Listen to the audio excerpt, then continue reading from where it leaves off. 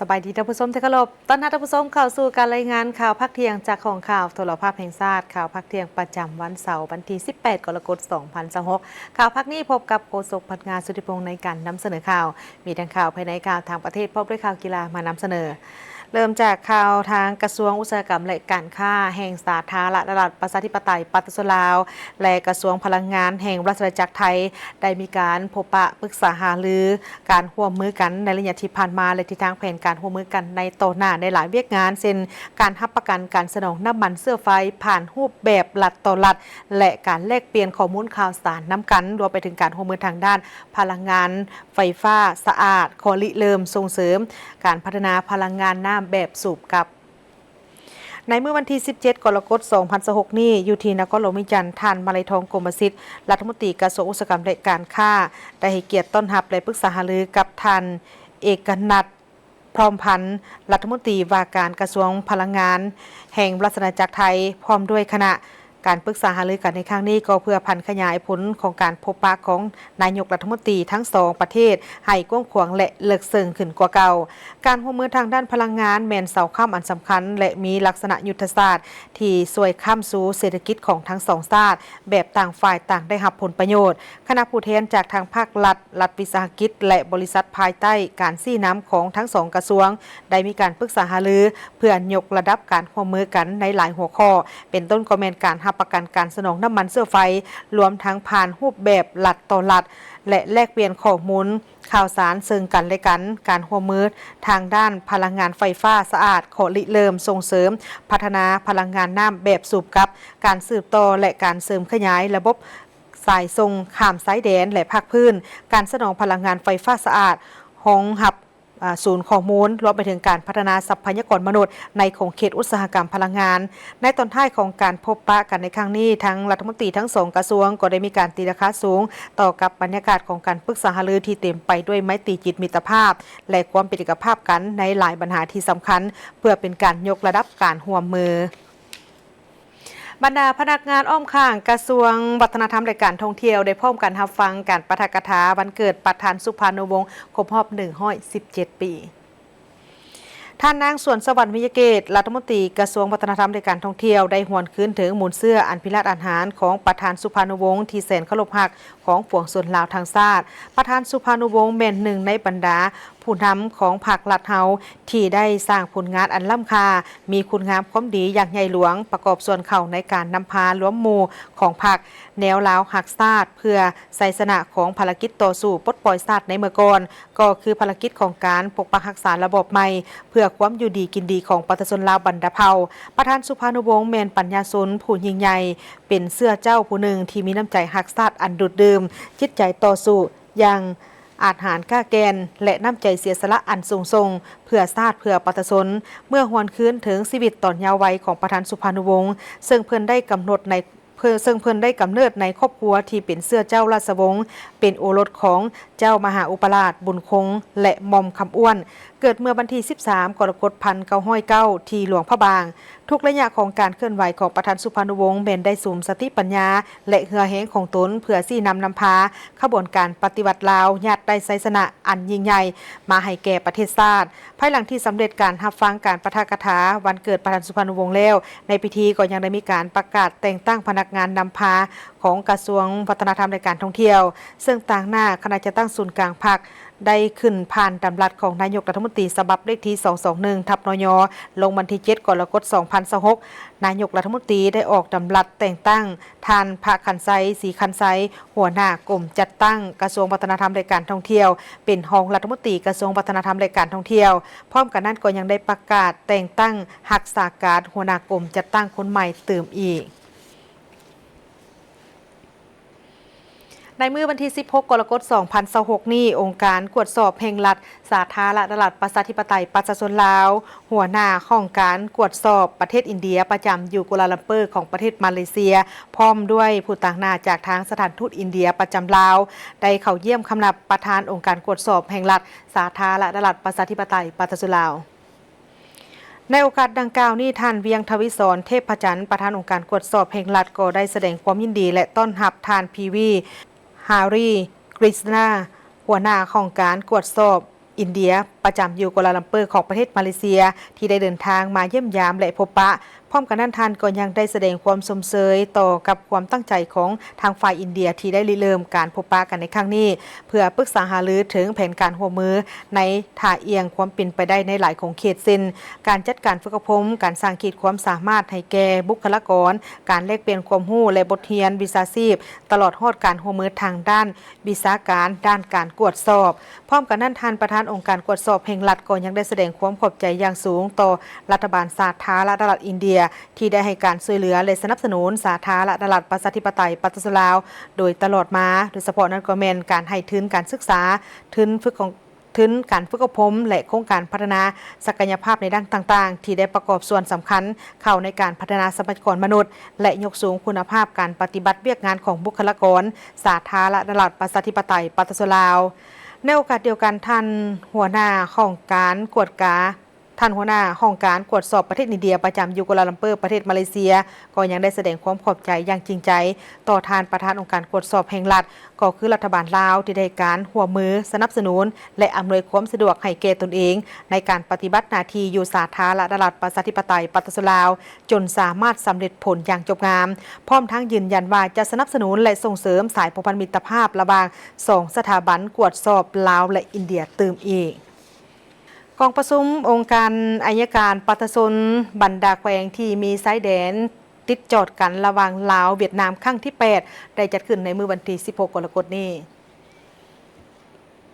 กองประชุมองค์การอัยการปฏิชนบรรดาแขวงที่มีสายแดนติดจอดกันลาวเวียดนามครั้งที่8โดยภายใต้การเป็นประธานร่วมของสหายนางลีวงลาวลีกรรมการศูนย์กลางภาคหัวหน้าองค์การอัยการปฏิชนสูงสุดแห่งสาธารณรัฐประชาธิปไตยปฏิรูปลาวสหายเวียนหุยเตียนกรรมการศูนย์กลางพรรคคอมมิวนิสต์หัวหน้าองค์การอัยการปฏิชนสูงสุดแห่งสาธารณรัฐสังคมเวียดนามมีบรรดาสหายของหัวหน้าองค์การอัยการปฏิชนสูงสุดบรรดากรมองค์การอัยการแขวงนครหลวงองค์การอัยการทหารลาวเวียดนามเข้าร่วมในกองประชุมทั้ง2ฝ่ายก็ได้มีการรับฟังการสรุปตีราคาการจัดตั้งปฏิบัติเนื้อในจิตใจของกองประชุมองค์การอัยการปฏิชนที่มีสายแดนติดจอดกันครั้งที่7ซึ่งจัดขึ้นในปี2022ที่ผ่านมาที่นครหลวงฮานอยสาธารณรัฐสังคมเวียดนามโดยได้ชี้ให้เห็นถึงผลสำเร็จถึงความยุ่งยากและสาเหตุและบทเรียนที่ถอดถอนได้ในการสืบต่อเพิ่มทวีการร่วมมือกันในการจัดตั้งปฏิบัติเวียกงานการร่วมมือทางอาญาบนพื้นฐานสนธิสัญญาว่าด้วยการช่วยเหลือซึ่งกันและกันทางด้านกฎหมายและปัญหาอาญาระหว่างสาธารณรัฐประชาธิปไตยปฏิรูปลาวและสาธารณรัฐสังคมเวียดนามกองประชุมได้ดำเนินไปภายใต้บรรยากาศที่เต็มไปด้วยเนื้อในที่มีความหมายสำคัญและสนิทสนมฐานสหายอ้ายน้องและได้ประสบผลสำเร็จอย่างจงามโดยได้เห็นดีเป็นเอกภาพกันในบางปัญหาที่สำคัญดังนี้กองประชุมตีราคาสูงต่อกับหัวข้อของกองประชุมครั้งที่8เห็นว่าเหมาะสมกับความมีข้อต้องการตัวจริงในสภาพการที่อาชญากรรมข้ามชาติสืบต่อมีความสับสนหุนแหงขึ้นโดยเฉพาะแม่นอาชญากรรมทางไซเบอร์การหลอกลวงผ่านทางอินเทอร์เน็ตการจัดตั้งการพนันออนไลน์การฟอกเงินการซื้อขายข้อมูลส่วนตัวและการกระทำผิดที่พัวพันกับต่างประเทศกองประชุมรับรู้และตีราคาต่อกับผลของการจัดตั้งปฏิบัติบรรดาเนื้อในที่ได้ตกลงเป็นเอกภาพกันในกองประชุมองค์การอัยการปฏิชนบรรดาแขวงที่มีชายแดนติดจอดกันลาวเวียดนามครั้งที่7ที่จัดขึ้นอยู่ที่นครหลวงฮานอยในเดือนสิงหาคมปี2022ทั้งสองฝ่ายได้มีการรักษาประสิทธิผลของกลไกการแลกเปลี่ยนข้อมูลข่าวสารและประสบการณ์สมทบกันในการแก้ไขคดีที่มีลักษณะข้ามชาติการปฏิบัติคำห้องขอการร่วมมือทางอาญากองประชุมเห็นดีเป็นเอกภาพในการสืบต่อเพิ่มทวีการร่วมมือในการจัดตั้งปฏิบัติการร่วมมือทางอาญาบนพื้นฐานสนธิสัญญาว่าด้วยการช่วยเหลือซึ่งกันและกันทางด้านกฎหมายในปัญหาอาญาระหว่างสาธารณรัฐประชาธิปไตยปฏิรูปลาวและสาธารณรัฐสังคมเวียดนามโดยสอดคล้องกับกฎหมายของทั้งสองประเทศสุกยู่ อย่างแหงในการนำใช้เทคโนโลยีข้อมูลข่าวสารและการหันเปลี่ยนดิจิตอลในการเคลื่อนไหวหัวมือระหว่างแขนงอัยการของทั้งสองประเทศพร้อมกันนั้นกองประชุมก็ยังได้ตีราคาสูงต่อกับบทบาทของระบบขององค์การอัยการทหารของทั้งสองประเทศในเวียกงานของการประสานสมทบกันในการต้านและสกัดกั้นอาชญากรรมอยู่บริเวณชายแดนเห็นดีเป็นเอกภาพสืบต่อในการเพิ่มทวีการแลกเปลี่ยนข้อมูลข่าวสารแบ่งปันประสบการณ์และประสานสมทบการจัดตั้งปฏิบัติคำห้องขอการร่วมมือทางอาญาทางกฎหมายสนธิสัญญาและข้อตกลงการร่วมมือระหว่างสองฝ่ายโดยกองประชุมยืนยันความจำเป็นที่จะต้องได้สืบต่อในการรักษากลไกการจัดกองประชุมขององค์การอัยการปฏิสนบรรดาแขวงที่มีชายแดนติดจอดกันลาวเวียดนามให้เป็นเวทีที่สำคัญเพื่อเพิ่มทวีการประสานสมทบเห็นดีเป็นเอกภาพกันในการจัดกองประชุมองค์การอัยการปฏิสนบรรดาแขวงที่มีชายแดนติดจอดกันข้างที่9อยู่ที่สาธารณรัฐสังคมนิยมเวียดนามในปี 2029 พร้อมกันนั้นก็ยังเห็นดีเป็นเอกภาพกันในการมอบให้ทางกรมร่วมมือกับต่างประเทศองค์การอัยการปฏิสนสูงสุดแห่งสาธารณรัฐประชาธิปไตยประชาชนลาวและกรมร่วมมือสากลและการร่วมมือทางอาญาองค์การอัยการปฏิสนสูงสุดแห่งสาธารณรัฐสังคมนิยมเวียดนามเป็นหน่วยงานประสานสมทบหลักในการจัดตั้งปฏิบัติเนื้อในต่างๆของบทบันทึก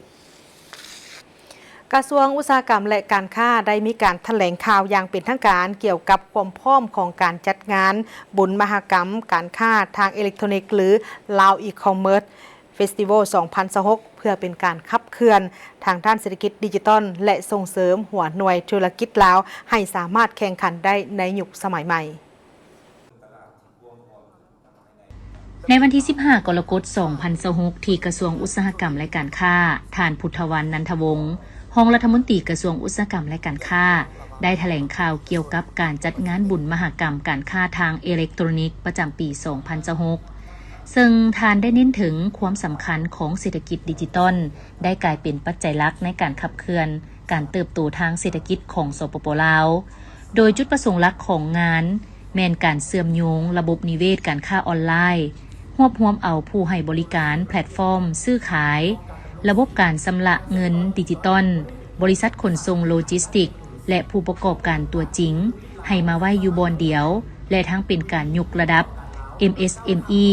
และสินค้า ODOP เพิ่มขีดความสามารถให้วิสาหกิจขนาดน้อยและกลางพร้อมทั้งสินค้าท้องถิ่นให้สามารถเข้าถึงตลาดทางภายในและต่างประเทศได้อย่างกว้างขวางสร้างความเชื่อมั่นส่งเสริมการดำเนินธุรกิจที่ถูกต้องตามระเบียบกฎหมายปกป้องสิทธิผลประโยชน์ของผู้สมไส้และต้านปรากฏการณ์ย่อท่อต่างๆในวงการค้าออนไลน์กิจกรรมภายในงานจะมีกิจกรรมที่น่าสนใจหลากหลายเช่นการวางแสดงและจำหน่ายสินค้าออนไลน์ชั้นนำเป็นเวทีสัมมนาแลกเปลี่ยนบทเรียนจากเชี่ยวชาญระดับแถวหน้าและกิจกรรมจับคู่ธุรกิจเพื่อสร้างเครือข่ายการร่วมมือทางธุรกิจในอนาคตดังนั้นขอเชิญชวนผู้ประกอบการนักศึกษาพ่อแม่ประชาชนบรรดาเผ่าเข้าร่วมงานดังกล่าวอย่างพร้อมเพรียงเพื่อร่วมกันพัฒนาและสร้างความเข้มแข็งให้แก่เศรษฐกิจดิจิตอลของสปป.ลาวให้เติบใหญ่มั่นคงและยืนยงซึ่งงานดังกล่าวแม้จะจัดขึ้นในระหว่างวันที่ 25-26 กันยายน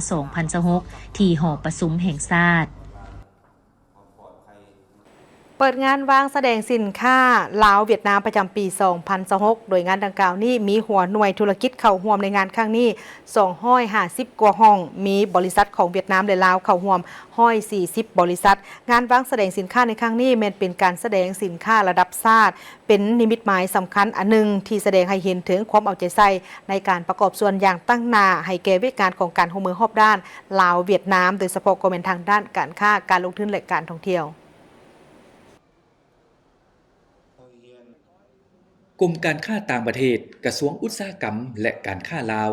ร่วมกับกรมส่งเสริมการค้ากระทรวงอุตสาหกรรมและการค้าเวียดนามได้จัดงานวางแสดงสินค้าลาวเวียดนามประจำปี 2026 ขึ้นในระหว่างวันที่ 16-20 กรกฎาคมนี้ที่ศูนย์การค้าลาวไอเทค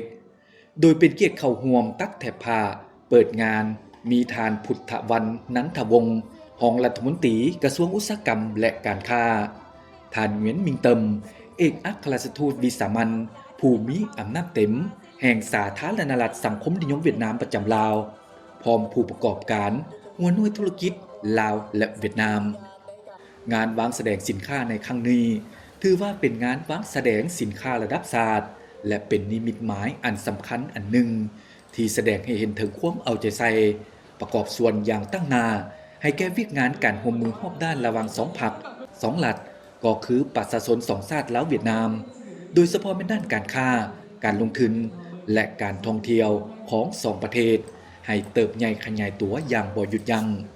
ทั้งเป็นการประกอบส่วนอย่างตั้งหน้าเข้าในการสร้างสรรค์และพัฒนาเศรษฐกิจสังคมของสองประเทศพร้อมนั้น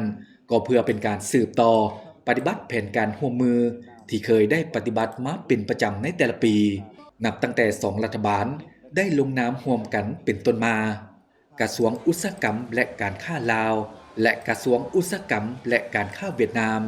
ได้จัดงานวางแสดงสินค้าร่วมกันสำหรับปี 2026 ได้มีบริษัทของเวียดนามและลาวให้ความสนใจในการเข้าร่วมงานหลายพอสมควรซึ่งเห็นให้ปริมาตรและความหลากหลายของสินค้าเพิ่มขึ้นมีหัวหน่วยธุรกิจเข้าร่วมในครั้งนี้250ห้องในนั้นมีบริษัทเข้าร่วม140บริษัทประเภทสินค้าที่นำมาวางแสดงประกอบมีประเภทสินค้ากสิกรรมปรุงแต่งเครื่องหัตถกรรมแผ่นแพ้ไหมผ้าและเครื่องตัดเย็บอาหารและเครื่องดื่มเครื่องเฟอร์นิเจอร์สินค้าอุดมเครื่องใช้การแพทย์ธาตุเคมี